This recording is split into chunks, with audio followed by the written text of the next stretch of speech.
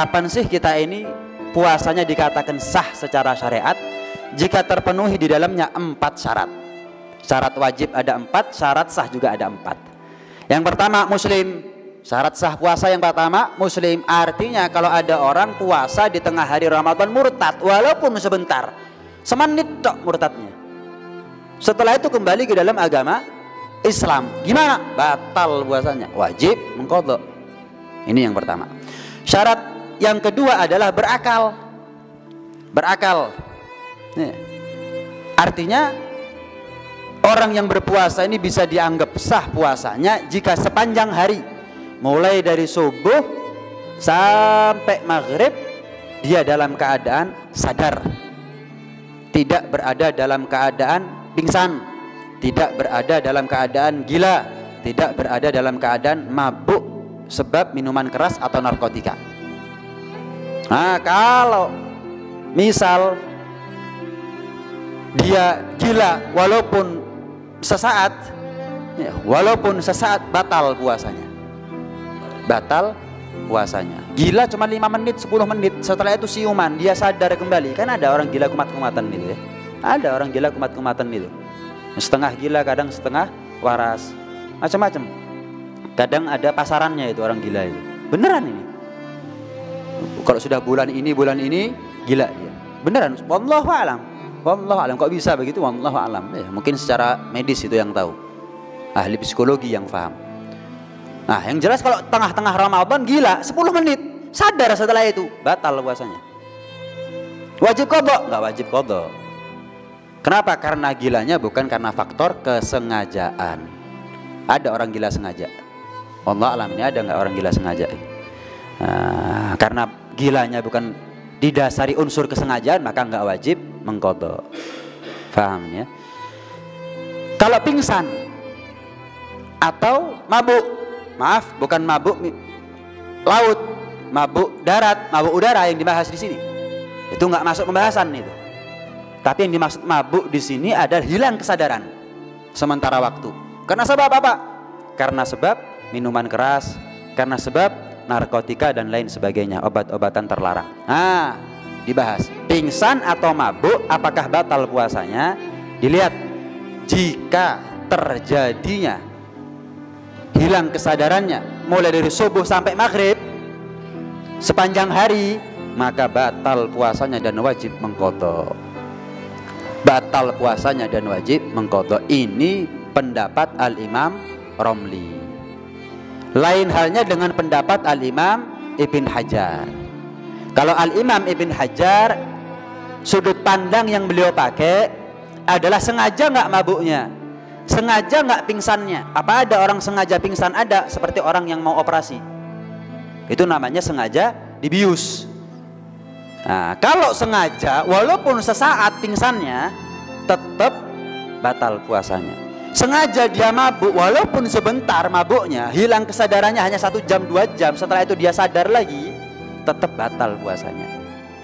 Tetap batal puasanya. Kalau nggak sengaja, pingsan nggak sengaja, mabuk nggak sengaja, dipikir air diminum, mabuk, hilang kesadarannya mulai subuh sampai maghrib. Gimana? Nggak sengaja tadi, nggak batal puasanya. Sudut pandang Al-Imam Ibn Hajar sengaja nggak sengajanya. Kalau sengaja walaupun sebentar batal, kalau nggak sengaja walaupun terjadi sepanjang hari nggak batal. Tapi kalau Al-Imam Romli sudut pandangnya adalah waktu. Lama nggak nih mabuknya? Lama nggak nih pingsannya? Sepanjang hari mulai subuh sampai maghrib, ya batal walaupun nggak sengaja.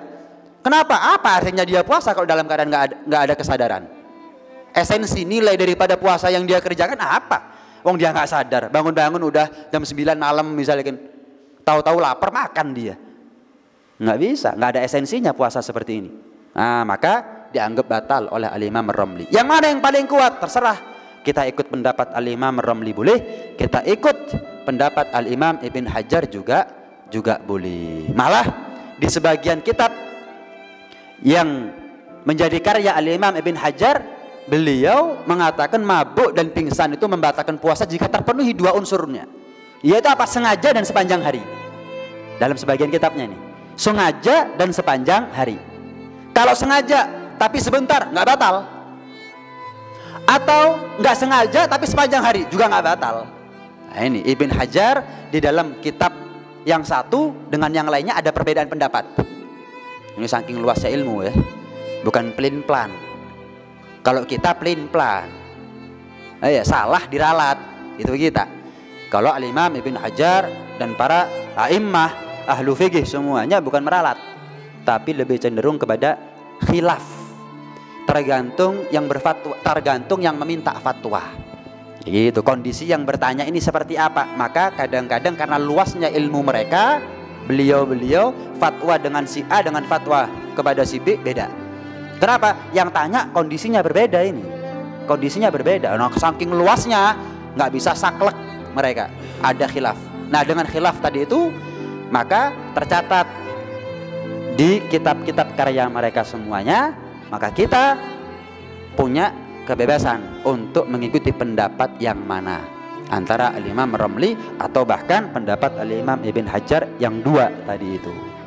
Ini syarat sah puasa yang kedua, berakal sepanjang hari. Yang ketiga adalah haid, nifas dan melahirkan. Itu membatalkan puasa.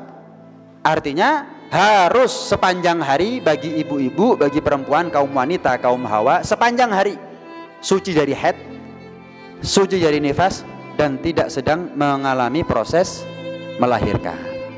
Kalau haid, nifas, keluar darah, ya batal puasanya, wajib mengqadha nantinya. Jelas itu. Yang keempat adalah mengetahui bahwa waktu tersebut adalah waktu yang bisa kita puasai. Hari itu adalah bukan hari yang diharamkan untuk kita mengerjakan puasa. Hari yang diharamkan untuk mengerjakan puasa adalah 2 hari raya dan 3 hari raya tasyrik. 2 hari raya dan 3 hari tasyrik. 11, 12, 13 Dzulhijjah. Dalam setahun ya 5 hari inilah kita diharamkan berpuasa. Kalau Ramadan ya pasti sah sudah. Pasti sah. Kenapa? Nggak mungkin Ramadan itu bertepatan dengan Lebaran, nggak mungkin bertepatan dengan hari raya tasyrik. Tapi syarat sah puasa, syarat wajib puasa bukan hanya berkenaan dengan Ramadan kan.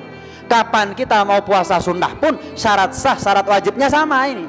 Nggak berkurang, nggak ada tambahan, nggak kurang, nggak lebih.